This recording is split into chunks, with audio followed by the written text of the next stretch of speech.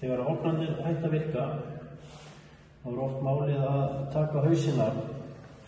Það gert bara með því að snúa þessari kúplingu og kippa hausnum af. Þá þessi pinni gjarna fastur inni. Þessi reyndar orðin laus.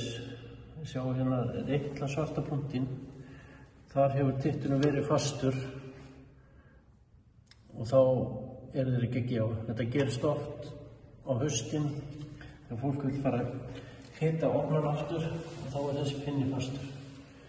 Þá ráðið, það má alls ekki toga pinnan út því þá erum við í vondum málum.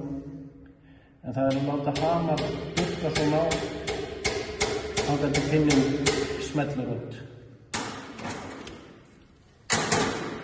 Og þá bara að setja kranahausinn á aftur. Það var stillt hann á 5, það þægilegast. Græni titturinn og smellur hann svona og þá má lækka niður eða hækka hann.